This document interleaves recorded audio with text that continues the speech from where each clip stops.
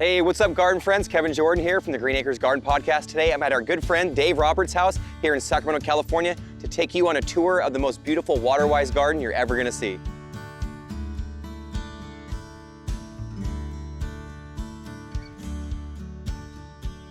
The great thing about no lawn is there's so much diversity here.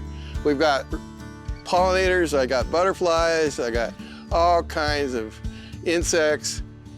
It's just alive. And so that's really one of the primary benefits. Well, I love it. Do you have any particular plants out here that are near and dear to you, that bring you joy? I love that smoke tree. The it's pretty smoke cool. tree is really nice, but over in the corner there is a sago palm that I bought 50 years ago in a nursery down near Santa Barbara, and it's grown and come with me in various forms and boxes. Become your child. Yeah. But it's in its final home, yes. All right, so I know, Dave, that this landscape behind us is pretty spectacular, but you actually happen to be quite the cactus grower. I would say the king of cactus, maybe the sultan of succulents. But you just mentioned you're just a bit of a guru, a bit of an enthusiast. Look, can we take a look at your side yard and backyard? Because your cactus collection is as good as they come. You bet. You know, I've got some specimens I've had for 50 years out there, all the way to ones we just bought last week. So let's do it. We're here in my front yard, and I ran out of room in the back and everywhere else, so I started putting pots, which are succulents and cactus are great in pots. But I want to point out a couple of guys that are doing their thing here. We've got a Mongavi, which is a cross between a Manfreda and an agave, and he's bloomed. And he'll probably die, but he's going to leave me a bunch of kids. And then we have a San Pedro cactus, which is really, people love these. They're easy to grow, they're fast, and you can see they get pretty good size, and this isn't even the biggest. But they get these cool puffs called cephalus, and from these we can see probably I'm going to get some flowers here in about a week. So that'll be really fun. I got to come out in the middle of the night because they bloom at night. All right, everybody, what do you say we go on inside and check it out? So off to the left here is an in-ground cactus bed and succulents, of course. We have aloes, we have some mammillarias. This is a yucca color guard, I believe. And this, you don't want to get into trouble with this guy. This is a cholla. And this guy will really stick it to you because he's got little fishhook-like ends on his little thorns, and they hook right into you. And usually they end up breaking off somewhere when you rub them. How were the flowers? The flowers are a wine color. We just missed some. You can see here. Those are fruits from a year ago. They've hung on. They're this beautiful yellow, so I just leave them. Wine-colored clumps here that we had a little earlier. This last batch was just last week. Yeah. Below it, this is a trichoceros, and they've got wine cup-like flowers. Oh, that was covered solid on top for about 2 days. Sorry about that, because cactus, they don't last a long, long time. There are some smaller ones that do, and I'll show you those. But trichoceros will come and go in 1 day usually. But they're spectacular. This particular trichoceros has a bloom. It's called Flying Saucer. And it's got a beautiful pink bloom, about 7 inches across with a yellow center. Just gorgeous. This guy here has been with me probably over 50 years now. I've had him in a pot, in a tub, in a big box. Finally, he found his way to the ground.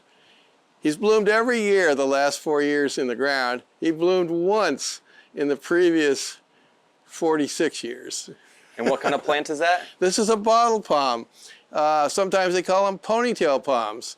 You see them in the nurseries, and there's lots of them for sale. They're little guys like this, sometimes that big, but they will get big and bushy.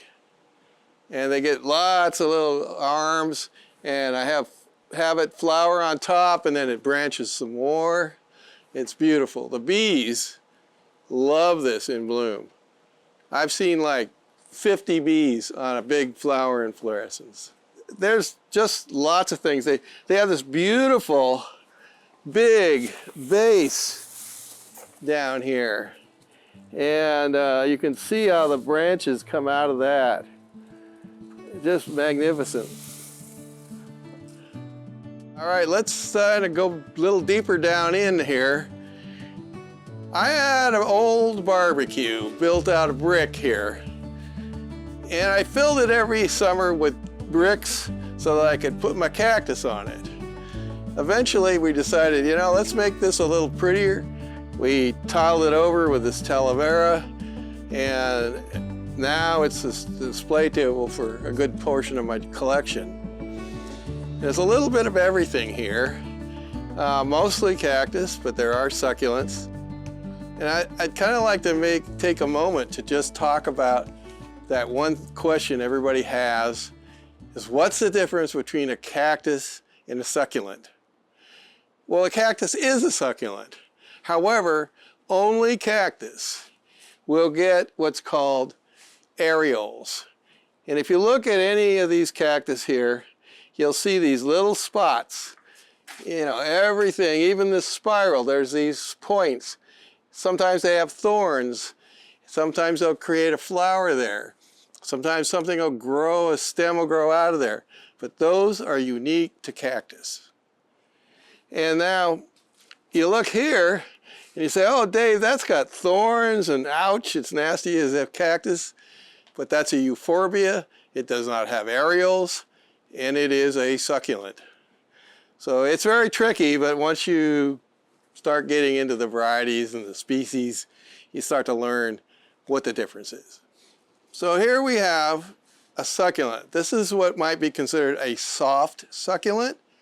A lot of people like these more than they like cactus, but I think as growers go and collectors, they eventually evolve to cactus. So you can see here very clearly where those thorns are coming out are the areoles we talked about. There are none on this plant, none to be found. So that is the difference. These are both succulents, but the cactus has areoles. Oddities are one of the things that really make collecting fun.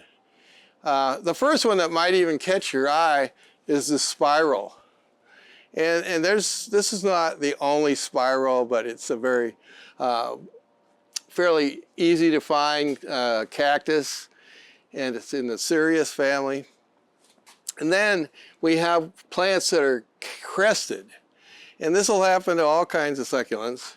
And they actually, for one reason or another, that's caused to, instead of growing straight up, they will crest out.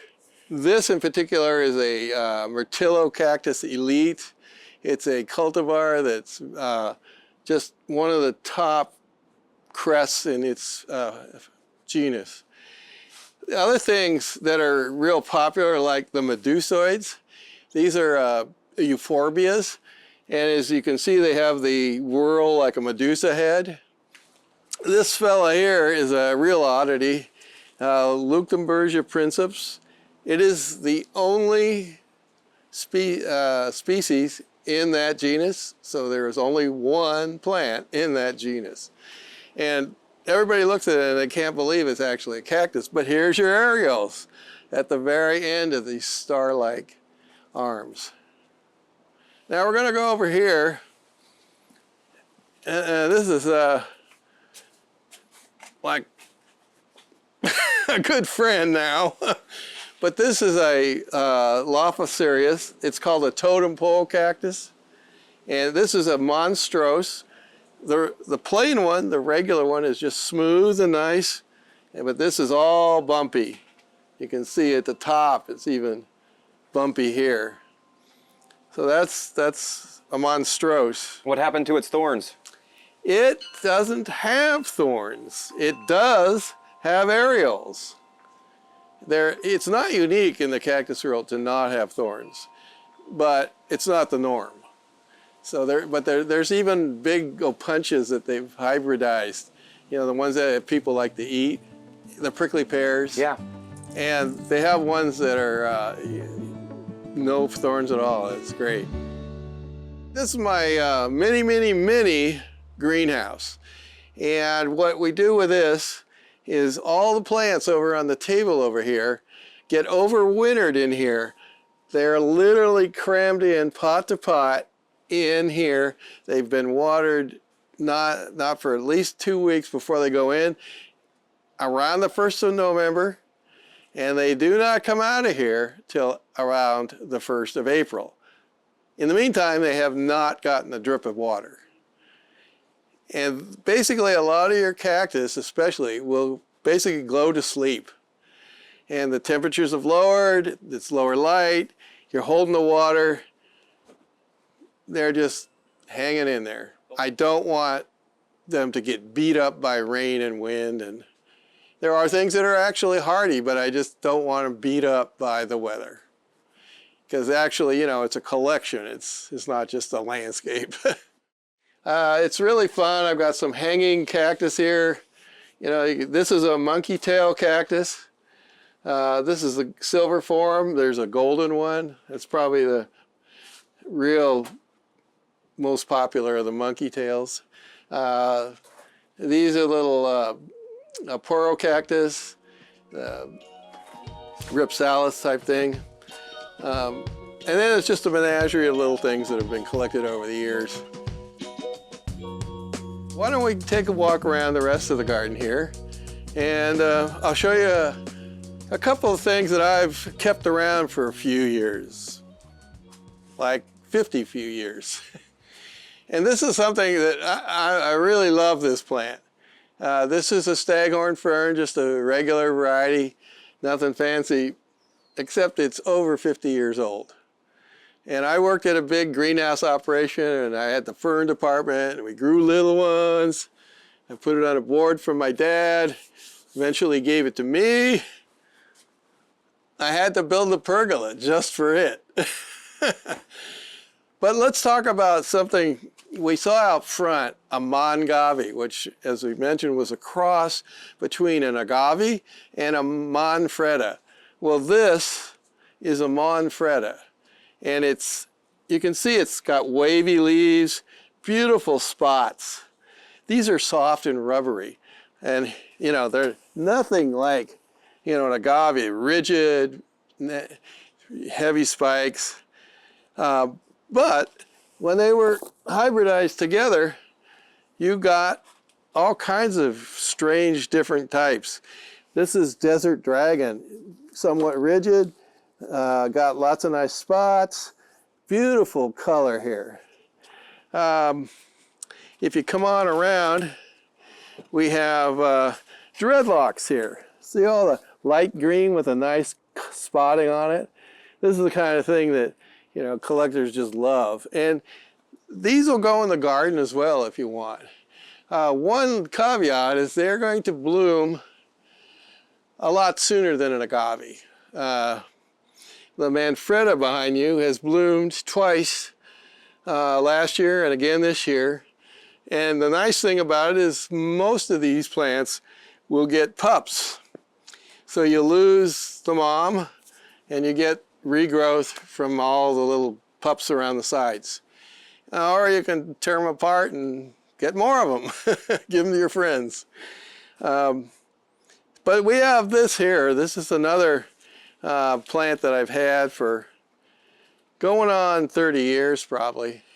This is a Aloe plicatilus, but they have changed the name recently to Kumara plicatilus. But for those of us old nursery guys, it's still aloe.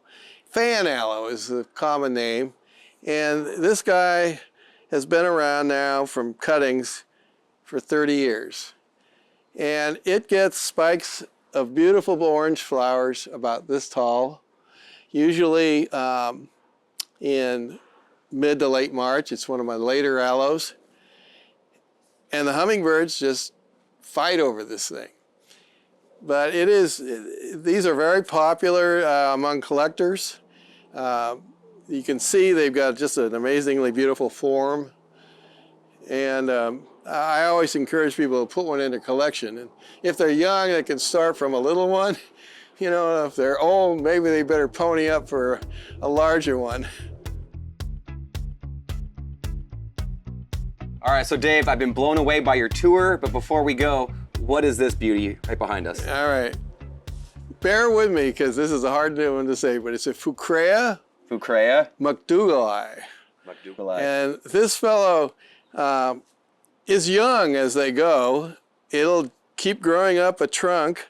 I have seen pictures of them with trunks well over 4 feet, and then a big head that spreads, at least, these will spread out way more like this. Can we expect some flowers at some point? Sometime in my lifetime, possibly. I hope it. Hey, well, Dave, I'm curious. What do you love about growing all these cactus? Like, why should people listening right now, why should they consider bringing cactus and succulents into their own gardens and landscapes? Well, I'll tell you, you know, like, I'm a kind of eccentric collector now. But for the average person, we've got a type of plant that, with a little knowledge, is very easy to take care of. It's low on water use, so you can have some nice annual type things and offset the water you might use those by having the Mongabey there next to it that gets watered every 2 weeks instead of every 2 days. And it'll add interest to your garden. I mean, just some oddity. You could have 1 or 2 cool cactus or succulents that just everybody who walks into your yard goes, oh, ooh, what's that? You know, it's just like the Plicatillus, the Fan-aloe. When many people walk into my garden, the first thing that comes out of their mouth is, what is that? And those kind of things can be, you know, in landscaping, you need accents. And in a small garden like this, with a lot of hardscape, you need potted plants. And it's like the landscape accent plants. And then there's all these other little things just create more interest. I really would not ever suggest to somebody who's a very, very busy person have nearly this amount of plants to take care of. But I remember when I started with like 5 cactus, and that was it. And I had those 5 cactus, some of which I have had for 25, 50 years, and it was easy. That's the bottom line, it's easy. There we go. You heard it from Dave himself. Cactus and succulents, hey, it's pretty easy. And they're beautiful too, low water needs, you can't beat it. That's right. Dave, thank you so much. Thank you for watching this video. Happy gardening to you all, and please, never stop growing.